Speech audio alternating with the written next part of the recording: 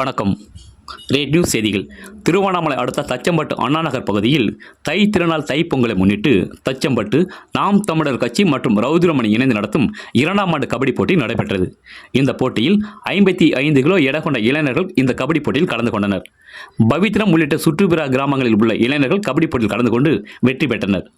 தச்சம்பட்டு கிராமம் ரவுதிரமணி அணியினர் இளைஞர்களுக்கு பதக்கம் மற்றும் 7 அடி கொண்ட கோப்பை முதல் பரிசாக வழங்கப்பட்டது. பழையனூர் கிராமத்தைச் சேர்ந்த போஸ் பிரதர்ஸ் 2ஆம் பரிசு பதக்கம் மற்றும் 6 அடி கொண்ட கோப்பையை வென்றனர். இதனைத் தொடர்ந்து 4 அணிகளுக்கு பதக்கம் மற்றும் கோப்பைகள் வழங்கப்பட்டது. இந்த கபடி போட்டியில் இளைஞர்கள் உற்சாகமாக கபடி போட்டியில் கலந்து கொண்டனர். ரெட் நியூஸ் தமிழ் செய்திக்காக திருவண்ணாமலை மாவட்ட செய்தியாளர் குப்பன். செய்திகளை உடனுக்குடன் தெரிந்து கொள்ள ரெட் நியூஸ் தமிழ் சேனலை சப்ஸ்கிரைப் செய்யவும்.